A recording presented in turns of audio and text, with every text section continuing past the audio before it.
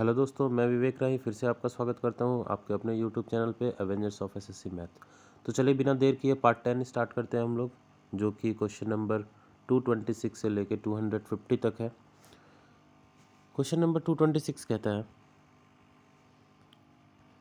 If the side of the square is 1/2 x + 1, side है 1/2 x + 1 unit और diagonal है 3 - x / √2 unit, then the length of the side of the square is. तो length पता करना है कितना होगा। तो सबसे आसान उपाय है कि अच्छा ये देखिए, जब ये एक स्क्वायर होता है तो मुझे पता है ये 1 यूनिट होता है, ये √2 यूनिट होता है। तो सबसे सबसे अच्छा आसान उपाय है कि ऑप्शन पुट करके देख लिया जाए।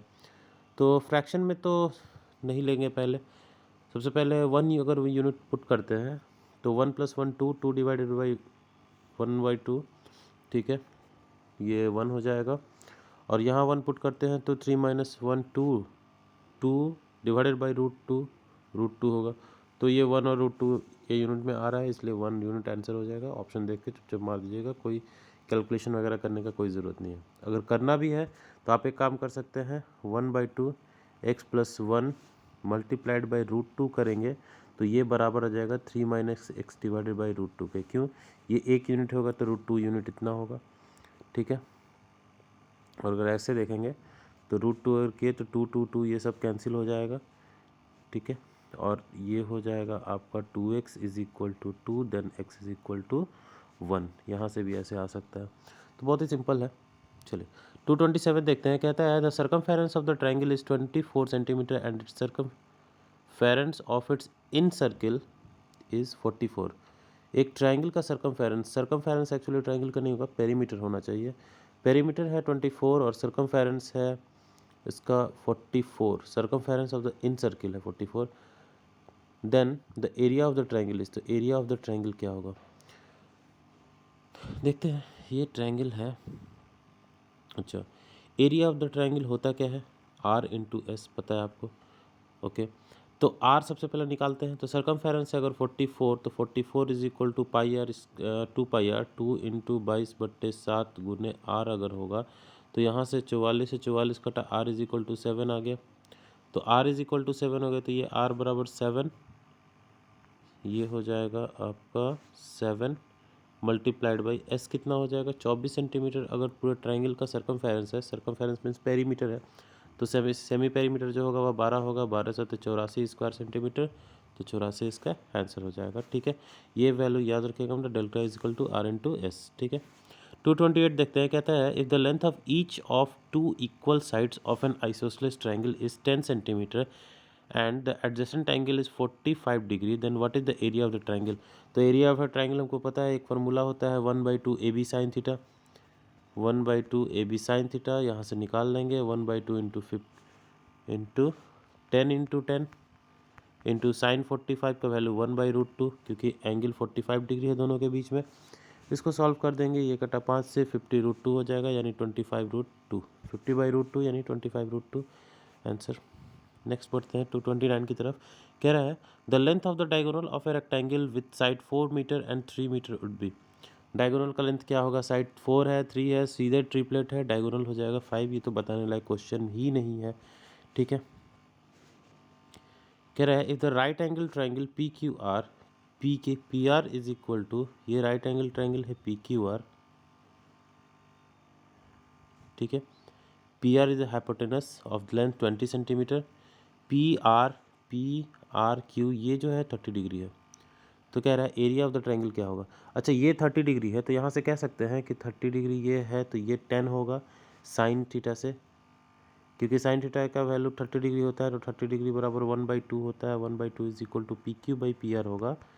तो ये अगर 20 है तो 20/2 10 होगा, वो यहाँ समझ में आ गया बात। अच्छा ये अगर 10 है, ये 30 डिग्री है तो ये 10√2 होगा, सॉरी 10√3 होगा। और अब निकाल लीजिए 1/2 × 10 × 10√3, ये आ जाएगा 50√3, तो 50√3 इसका आंसर हो जाएगा, ठीक है। चलिए आगे बढ़ते हैं। कहता है the perimeter of the equilateral triangle is equal to circumference of the circle. Perimeter जो है एक इक्विलेटरल ट्राइंगल का, यानी 3A is equal to circumference of a triangle, the ratio of their area is, ठीक है। इक्विलेटरल का perimeter जो है वो ट्रायंगल के सर्कमफेरेंस के बराबर है, 2πr के बराबर है। तो a/r is equal to 2π/3। 2π/3 means 44/21, 22/7 लेते हैं तो 22 दूनी 44, 7 का 21, 44/21 हो गया ये a/r। यानी a अगर 44 है तो r 21 है, और a 44 है तो उसका एरिया क्या होगा, 44 गुने 44, ये एरिया हो जाएगा। रेशियो r का रेशियो हो जाएगा πr², यानी 22/7 गुने 21 गुना 21। ये देखिए तो ये कटा इससे 2 बार में, अब तो 2 से कटेगा नहीं, इसलिए 88 × 7 is to perimeter of the equilateral triangle. Sorry, मैं इसको स्क्वायर समझ लिया था, गलती हो गई। ए जो है वो perimeter of the equilateral triangle का है ना, तो ये हो जाएगा √3/4 × a² means 44 × 44 is equal to 22/7 multiplied by 21 गुना 21, ठीक है। ये इससे कटा 3 बार में, ये कटा 11 बार में, 11 से ये कटा 2 बार में, और 2 से ये कटा 22 बार में, यानी रेशियो हो गया आपका 22√3 अनुपात 21 दिया 63, और इसको अगर चेंज करेंगे तो हो जाएगा 22/21√3, ठीक है। 22/21√3 ऑप्शन नंबर 1, ठीक है। चलिए नेक्स्ट बढ़ते हैं 232 की तरफ। From any point inside an equilateral triangle the length of perpendiculars on the sides are A B and C, then its area is, ठीक है। कह रहा है कोई इक्विलेटरल ट्रायंगल में कोई भी एक पॉइंट लेते हैं अगर, तो यहाँ से अगर कोई परपेंडिकुलर ड्रॉ करते हैं तीनों का, तो ये ए बी और सी, ये ए है, ये बी है, ये सी है। दोस्तों देखिए मैं एक बहुत इंपॉर्टेंट बात बताता हूँ आपको, किसी भी पॉइंट से कोई भी अगर 3 परपेंडिकुलर ड्रॉ करते हैं ना हम, तो वो इसके मीडियन के लेंथ के बराबर होता है हमेशा, ठीक है। यानी हमको पता है कि a + b + c जो है वो √3/2a होगा, और a + b + c √3/2, अगर साइड मान लीजिए x है, अगर ये साइड अगर x है तो √3/2 × x होगा, ठीक है। यानी x बराबर क्या हो गया, 2/√3 a + b + c, और x अगर साइड है तो एरिया कितना होता है, √3/4 x², तो √3/4 x² कम्स टू √3/4 × 4/3, ये स्क्वायर करेंगे तो 4/3 a + b + c का होल स्क्वायर, 4 4 कटा 1/√3, ठीक है। यानी √3/3 a + b + c का whole square is the required answer. बस आपको ये कॉन्सेप्ट याद रखना है कि sum of perpendicular drawn from any point of the equilateral triangle on the side से is always equal to the median of the triangle, या फिर परपेंडिकुलर ऑफ द ट्रायंगल, क्योंकि परपेंडिकुलर हो, मीडियन हो, या फिर एंगल बाइसेक्टर का है या परपेंडिकुलर बाइसेक्टर का है, इक्विलेटरल ट्रायंगल में कोई फर्क नहीं पड़ता है, सभी एक ही लाइन होते हैं, ठीक है। चलिए आगे बढ़ते हैं अगर 233 की तरफ। कह रहा the area of circle and a square are same, एक सर्किल का एरिया और एक स्क्वायर का एरिया सेम है, ठीक है। The ratio of the sides of the square, यानी πr² is equal to s², अगर साइड को s मानते हैं तो s², तो कह रहा है ये हो जाएगा आपका 1/π का √अंडर। तो ratio of side of the square to the radius of the circle, तो साइड ऑफ द स्क्वायर √π है और रेडियस 1 है, तो √π/1 आंसर हो जाएगा, ठीक है। क्या है ABCD is a square inscribed in a circle of radius r, ये स्क्वायर है जो कि एक r सर्किल के अंदर है, ये है r, ठीक है। Then the total area of the portions of the circle lying outside the square, यानी ये एरिया के बारे में पूछा जा रहा है, ये एरिया के बारे में। ये अगर r है तो ये टोटल 2r होगा, तो ये 2r होगा, तो ये लेंथ कितना होगा, जो ये लेंथ है, ये अगर √2 यूनिट होता है तो ये 1 यूनिट होता है, यानी ये अगर √2 यूनिट हुआ तो 1 यूनिट का वैल्यू कितना हो जाएगा, √2r, तो ये √2r हो गया, ठीक है। इसको काट देते हैं, कन्फ्यूज़न ना हो। तो ये √2r और ये यहाँ से यहाँ तक r है। तो अगर एरिया का कंपैरिजन करेंगे तो पूरे सर्किल का एरिया क्या हो जाएगा, पाई आर स्क्वायर माइनस इस स्क्वायर का एरिया क्या हो गया, √2r का होल स्क्वायर, यानी अगर आर स्क्वायर निकाले तो बचा pi minus 2, that is option number 4। ठीक है, नेक्स्ट बढ़ते हैं 235 की तरफ। The length of the two parallel sides of a trapezium are 28 centimetre and 40 centimetre. ठीक है, दो पैरेलल साइड्स जो ट्रेपीजियम के हैं वो 28 सेंटीमीटर है और 40 सेंटीमीटर है, और if the others two sides are 12 centimetre each, if the length of each of its other side is 12 ये दोनों 12 है। ठीक है, तो कह रहा है then the area of the trapezium. तो ये एक आइसोसेलेस ट्रेपीजियम हुआ। आइसोसेलेस ट्रेपीजियम मतलब ये दोनों इसके बराबर हैं, ये दोनों बराबर हैं अगर, तो ये देखिए 28 है और ये 40 है, तो ये पक्का 6 होगा, क्योंकि ये 28 प्लस 6 34, 34 प्लस 6 40, क्योंकि ये दोनों भी बराबर होगा। ठीक है, तो अब इसका अगर एरिया निकालते हैं पूरे ट्रेपीजियम का, तो सबसे पहले ये लंबाई निकालना पड़ेगा, ये दूरी कितनी होगी, तो ये दूरी आपकी होगी √144 माइनस 36, यानी √108, 108 का मतलब 6√3, तो ये लेंथ 6√3 हो गया। तो अब एरिया निकाल देंगे, area of a trapezium is equal to √1/2 40 plus 28 multiplied by 6√3। ठीक है, ये कटा 3 से, 3√3 हुआ, 40 प्लस 28 68, 68 मल्टीप्लाइड बाई 3 अगर देखेंगे तो 204√3 हो जाएगा इसका रिक्वायर्ड आंसर, 204√3। ठीक है, नेक्स्ट बढ़ते हैं। The perimeter of A seat of A paper is A shape of the quadrant, ये क्वाड्रेंट है, इसका पेरीमीटर जो है 75 सेंटीमीटर है, तो इसका एरिया क्या होगा, तो 75 सेंटीमीटर, तो सबसे पहले इसका आर निकालना होगा। एक क्वाड्रेंट का जो होता है वो 2πr डिवाइडेड बाई 4, 2πr पूरे सर्किल का हुआ तो डिवाइडेड 4 कर देंगे, तो ये लेंथ निकल गया, प्लस 2r, ये r और ये टोटल बराबर 75 के बराबर है। ठीक है, तो इसको अगर सॉल्व करते हैं हम, तो ये आता है 2 गुने 22 यानी 44, या कह सकते हैं 44 से 4 कटा 11r plus 2r is equal to 75, 2 गुने 22 बट्टे 7 इंटू 4r।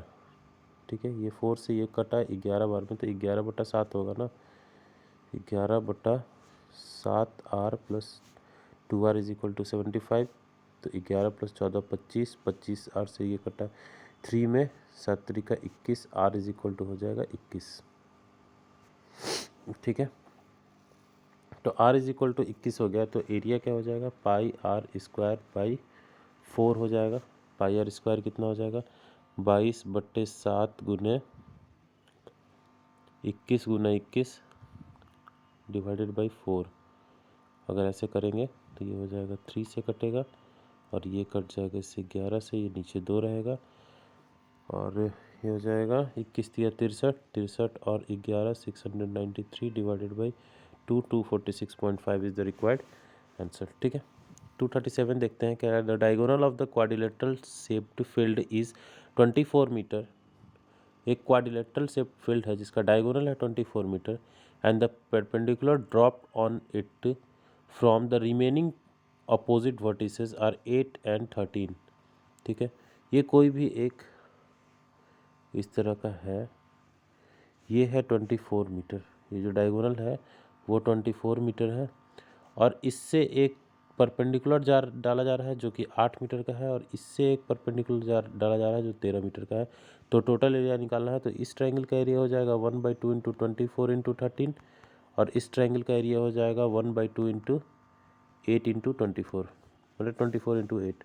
तो 24 से अगर काटेंगे तो 12, ये भी कटा 12, 12 कॉमन हुआ, तो 13 प्लस 8, 21, 21 गुने 12 अगर देखेंगे तो हो जाएगा 252। ठीक है, तो 252 मीटर स्क्वायर इसका आंसर हो गया। चलिए आगे बढ़ते हैं 238 की तरफ। कह रहा है two isosceles triangles have equal vertical angles and their areas are in the ratio of 9:16.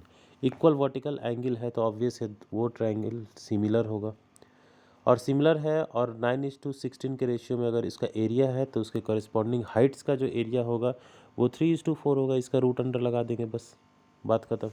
ठीक है, नेक्स्ट आगे बढ़ते हैं हम लोग। In triangle A B C a line through A cut side B C at D. ठीक है, A B सी में ए बी सी एक ट्रायंगल है, A B C a line through A cut B C at D such that B D is to D C is equal to 4 into, ये 4 है और ये 5 ratio में है। ठीक है, if the area of triangle A B D का area अगर 60 है तो ए डी सी का एरिया क्या होगा? तो 64 यूनिट का वैल्यू है तो 5 यूनिट का वैल्यू कितना हो जाएगा? 75 हो जाएगा। 1 यूनिट का वैल्यू 5 हो जाएगा तो 5 यूनिट का वैल्यू 75। बहुत ही सिंपल सा क्वेश्चन था ये। ठीक है, आगे देखते हैं 240। If the area of the circle is A, area of the circle है ए और रेडियस ऑफ द सर्किल है आर अगर, तो circumference of it is C, area है ए, देन अब इसका रिलेशन ढूंढना है क्या होता है। तो एरिया क्या होता है? ए इज इक्वल टू, लिख सकते हैं A is equal to pi R square. ठीक है, पाई आर स्क्वायर को हम लिख सकते हैं 2 pi R into R divided by 2, ऐसे कर सकते हैं। तो ये ए इज इक्वल टू हो जाएगा, ये हो जाएगा सी का वैल्यू, तो ये सी इंटू आर डिवाइडेड बाई 2, या कह सकते हैं इसमें से अगर देखेंगे तो R C is equal to 2 A, option number 2 देखिए, R C is equal to 2 into A. ठीक है, 241 की तरफ चलते हैं। कह रहा है in rhombus A B C D angle A is equal to 60 degree, A B is equal to angle A is equal to अगर 60 डिग्री है एक रोम्बस में, ये 60 डिग्री है। ठीक है, ये ए बी सी डी है, A B is equal to 12 यानी सब 12 होगा। Then the diagonal B D बराबर, तो बी डी कितना होगा? तो ऑब्वियस ये 60 होगा, तो ये भी 60, ये भी 60, ये भी 60, ये भी 60, ये भी 60, सब 60। तो ये 12 है तो ये भी 12 होगा, क्योंकि 60 जो है इक्विलैटरल ट्रायंगल हो गया। इक्विलैटरल ट्रायंगल के तीनों साइड बराबर होते हैं तो ये 12 हो गया। आगे बढ़ते हैं 242 की तरफ। कह रहा है if the median B E and C F of a triangle A B C intersect each other at G. ठीक है, ये ए बी सी है, बी ई और सी एफ, बी ई और सी एफ जो है एक ट्रायंगल है A B C intersect each other at G, G पे इंटरसेक्ट कर रहा है। ठीक है, B G is equal to C G है, B G is equal to C G है, और एंगल बी जी सी जो है ये 60 डिग्री है। ऑब्वियस ये 60 डिग्री हो तो ये भी 60, ये भी 60 होगा, क्योंकि दोनों बराबर है। ठीक है, कह रहा है बी सी बराबर अगर 8 सेंटीमीटर है तो area of triangle A B C का एरिया क्या होगा? ए बी सी का एरिया क्या होगा? देखिए, तो ये अगर 8 सेंटीमीटर है, ये 8 सेंटीमीटर और ये 60 है टोटल, तो ये एक इक्विलैटरल ट्रायंगल हो जाएगा क्या? तो सबसे पहले इस इक्विलैटरल ट्रायंगल का एरिया निकाल लेते हैं। इस इक्विलैटरल ट्रायंगल का एरिया होगा √3/4 इंटू 8 का स्क्वायर यानी 64, यानी 16√3। अब इसका जितना एरिया होगा, आप ध्यान दीजिएगा, उतना ही ये जी से करेंगे तो इसका एरिया होगा और उतना ही इसका एरिया होगा, क्योंकि मीडियन सबको बराबर बराबर भागों में बांटता है। यानी जो भी इसका एरिया होगा उसका 3 गुना कर देंगे तो पूरे ट्रायंगल का एरिया निकल जाएगा। तो मल्टीप्लाइड बाई 3 करेंगे, ये हो जाएगा 48√3। 48√3 option number 3 is the correct answer. ठीक है, चलिए 243 देखिए। कह रहा है 2 circles touch each other externally, the sum of their areas is 130 pi square centimetre. ठीक है, and the distance between their centres is 14। यानी अगर एक x है और एक y है रेडियस, तो x plus y is equal to 4, और 130 पाई है यानी पाई आर स्क्वायर का सम है वो, तो यानी x square plus y square is equal to 130। तो radius of the smaller circle, तो स्मॉलर सर्किल का रेडियस कितना होगा वही पूछ रहा है। सिंपल सा है, इसमें अगर स्क्वायरिंग बोथ साइड कर देते हैं अगर, ठीक है, तो भी निकल जाएगा। देखिए, तो एक्स स्क्वायर प्लस वाई, या फिर अगर मन में भी सोच लेते हैं तो वो काफ़ी है। ठीक है, अगर मन में भी सोचते हैं तो अगर मानते हैं कि ये 2 होगा तो ये 4, 2 का स्क्वायर ये 4 होगा, ठीक है, स्मॉलर सर्किल का। और ये 12 का 144, ये कभी पॉसिबल नहीं है, ठीक है, क्योंकि दोनों मिला के 14 है, तो 2 तो पक्का नहीं होगा। 3 अगर चेक करते हैं तो ये 9 होगा, तो 3 से ये बचा 3 हुआ, तो 11 बचा 121, यानी 121 + 9 130 आ जा रहा है। तो ये 3 आंसर पक्का कंफर्म है कि 3 ही आंसर होगा, ठीक है। तो बाई ऑप्शन भी चेक कर लेंगे, उतना कैलकुलेशन करने का कोई ज़रूरत ही नहीं है, बस टाइम हमें बचाना है। 244 कहता है let C1 and C2 be the inscribed and circumscribed inscribed or circumscribed circles of the triangle whose sides are 3, 4 and 5। सबसे पहले तो ये बताइए कि 3, 4, 5 है क्या। तो 3, 4, 5 एक राइट एंगल ट्रायंगल है, इसमें एक सर्कमस्क्राइब्ड है और इसमें इनस्क्राइब्ड है, ठीक है। ये C1 है और ये C2 है, ठीक है, ये 3, 4 और ये 5 है। तो कह रहा है then area of C1 and area of C2, C1 और C2 का एरिया क्या होगा। तो सबसे पहले तो देखते हैं R का वैल्यू क्या होगा और कैपिटल R का वैल्यू क्या होगा। तो अगर R का वैल्यू देखेंगे तो R हो जाएगा आपका एक सेकेंड, देखिए तो R होता है क्या, delta is equal to R into S. तो डेल्टा क्या हो जाएगा 1/2 into 3 into 4, 1/2 into 3 into 4 is equal to R into S का वैल्यू क्या हो जाएगा 5, 3, 8, 4, 12, ठीक है। तो 12 से ये कटा, तो R इज इक्वल टू क्या होगा 1/2,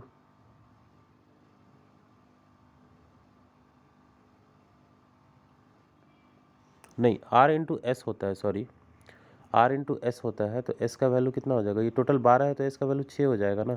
तो ये कट जाएगा, ये कटेगा इससे 2 से, और ये पूरा कट जाएगा, R इज इक्वल टू 1 हो जाएगा। यह एक और फार्मूला होता है R निकालने का, लेकिन वो बस राइट एंगल ट्रायंगल के लिए ही एप्लीकेबल होता है, ये सभी के लिए एप्लीकेबल होता है। अगर राइट एंगल ट्रायंगल में देखेंगे तो ये फार्मूला होता है P + B - H divided by 2। इस फार्मूला से भी आप डायरेक्ट निकाल सकते हैं, लेकिन ये राइट एंगल ट्रायंगल के लिए बस perpendicular plus base minus hypotenuse divided by 2 करेंगे तो वो आ जाएगा। तो small r is equal to 1 आ गया। और कैपिटल R देखेंगे तो कैपिटल R का फार्मूला ही होता है h/2 यानी हाइपोटेनस बाई 2 यानी 2.5 हो जाएगा ये। तो कह रहा है आप एरिया निकालिए इसका। तो एरिया वो C1 क्या हो जाएगा पाई R स्क्वायर, यानी पाई मल्टीप्लाइड बाई 1 का स्क्वायर, और इसका एरिया हो जाएगा पाई मल्टीप्लाइड बाई 25/4। 25/4 क्यों, ये 5 था, 5/2 था, 2.5 मतलब 5/2, 5/2 का स्क्वायर करेंगे 25/4, ये कटा 4:25 इज द रिक्वायर्ड आंसर, ठीक है। चलिए आगे बढ़ते हैं 245 की तरफ। कह रहा है if the altitude of the equilateral triangle is 12√3 then its area would be. अगर एल्टीट्यूड किसी इक्विलेटरल ट्रायंगल का 12√3 है तो हम बता सकते हैं डायरेक्ट कि 12√3 इज इक्वल टू √3/2 ए है, अगर मतलब एल्टीट्यूड का फॉर्मूला होता है √3/2 ए। तो ए बराबर 24 है और ए बराबर 24, तो √3/4 इंटू 24 गुना 24 अगर करेंगे तो ये कटेगा 6 से, 24 गुना 6 करते हैं 144, 144 √3 इसका आंसर हो जाएगा, ठीक है। आगे बढ़ते हैं। Given that triangle A B C is similar to triangle P Q R, और पी क्यू आर और इसका इतना है, तो पी आर अगर 12 है, ठीक है, तो कह रहा है ए सी का वैल्यू क्या होगा। तो 256 और 441 को रूट लगाएंगे अगर, तो उसके साइड्स का रेशियो आ जाएगा कि ये एरिया का रेशियो है, तो ये हो जाएगा 16/21, और 16 का वैल्यू अगर 12 है तो 21 का वैल्यू कितना होगा पता नहीं, एक्स ले लेते हैं अभी। ये 3 बार में, ये 4 बार में, 21 दिया 63/4, और 63/4 कम्स टू 15.75, ठीक है। आगे देखते हैं 247। A B C D is a cyclic quadrilateral, diagonals A C and B D meet at P. देखिएगा ए बी सी डी एक साइक्लिक क्वाड्रिलेटरल है, A B C D, C D, ये मान लीजिए ए है, ये बी है, ये सी है और ये डी है। ए पी बी और सी बी डी, ये एक डायगोनल, ये दूसरा डायगोनल, ठीक है। ये दोनों पी पे मिल रहा है। ए पी बी जो है ये वाला जो है 110 डिग्री है, ठीक है। और कह रहा है CBD यानी ये एंगल जो है वो 30 डिग्री का है। तो निकालना है ADB। ADB मतलब मुझे ये एंगल निकालना है, ठीक है। तो ADB निकालना है, ADB निकालना है तो सबसे पहले तो ये ध्यान दीजिएगा, इस 30 का तो कोई काम ही नहीं है। क्यों नहीं है? इसी आर्क से, लेकिन सॉरी ये तो परपेंडिकुलर तो है नहीं ना, ठीक है। अगर ये 30 है, ये 30 है, तो इसी आर्क से अभी काम पड़ेगा 30 का। इसी आर्क से अगर ये 30 बन रहा है तो यहाँ भी 30 बनेगा, क्योंकि सेम आर्क से तो सेम चीज़ बनता है। और ये अगर 110 है तो ये दोनों मिला के 110 होगा। तो ये अगर 30 है तो ये कितना हो जाएगा? 80 हो जाएगा क्या? 80 डिग्री। तो ये 80 डिग्री हो जाएगा आंसर, ठीक है। चलिए आगे बढ़ते हैं 248 की तरफ। कह रहा है a circular swimming pool is surrounded by a concrete wall 4 metre wide, ठीक है। If the area of the concrete wall surrounding its pool is 11 by 25 that of the pool, ठीक है, then the radius in of the pool is, ठीक है। देखिएगा, एक ये है और ये है, बहुत आसान तरीके से बने गए हैं, इसमें ज़्यादा कैलकुलेशन का ज़रूरत ही नहीं पड़ेगा। कह रहा है इसका जो एरिया है ना, इस पूल के 11/25 है, यानी इस पूल का एरिया अगर 25 है तो इसका एरिया 11 है, यानी टोटल एरिया जो है वो 36 हो जाएगा। तो अगर एरिया का रेशियो दोनों सर्किल का 25:36 है तो साइड का रेशियो 5:6 होगा। 5:6 मतलब ये 1 मीटर वाइड होगा, लेकिन क्वेश्चन के अकॉर्डिंग 4 मीटर वाइड है, तो हम कह सकते हैं ये 20 और 24 होगा। तभी तो 4 का डिफरेंस आना चाहिए ना। तो कह रहा है radius of the pool is, तो पुल का रेडियस हम निकल गया, पुल का रेडियस कितना होगा? 20 सेंटीमीटर होगा, ठीक है। बहुत ही आसान तरीके से निकला। 249 देखिएगा, triangle ABC is similar to triangle DEF, the ratio of their perimeters is 4:1। Perimeter का रेशियो 4:1 है, तो ratio of their area is 16:1 होगा, क्योंकि पेरीमीटर का जस्ट स्क्वायर करते हैं तो वो एरिया का रेशियो निकलता है। 250 की तरफ बढ़ते हैं। कह रहा है the amount of rice produced in the square field of size 50 meter is 750 kg. The amount of rice produced in the similar square field of side 100 meter will be, तो 50 मीटर है तो 750, अगर 100 होगा तो 50 गुने 50 अगर करेंगे, ठीक है, यानी डबल कर रहे हैं, इधर भी डबल कर रहे हैं, या टोटल 4 गुना बढ़ रहा है क्या? तो 750 का 4 गुना बढ़ेगा, कितना हो जाएगा? 3000 हो जाएगा। ऐसे दिमाग लगा सकते हैं बहुत आसान तरीके से, ठीक है। तो चलिए दोस्तों, यहाँ हमारा 25 क्वेश्चन का सीरीज़ ख़त्म हुआ है। ये पार्ट 10 था मेंस्ट्रुएशन का। अभी मेंस्ट्रुएशन के बहुत पार्ट आएंगे, क्योंकि मैं प्रीवियस ईयर का एक एक क्वेश्चन एक्सप्लेन करने वाला हूँ, सारा जो भी अभी तक पूछे गए हैं क्वेश्चंस आपके SSC एग्ज़ाम्स में, इसलिए थोड़ा टाइम लगेगा। Thanks for watching. Please like, comment, share and subscribe कर दीजिएगा ज़रूर चैनल को, साथ में बेल आइकन ज़रूर दबा लीजिएगा, ताकि कोई भी वीडियो का नोटिफिकेशन आए तो आप तक पहुँच जाए। चलिए, thank you, have a nice day.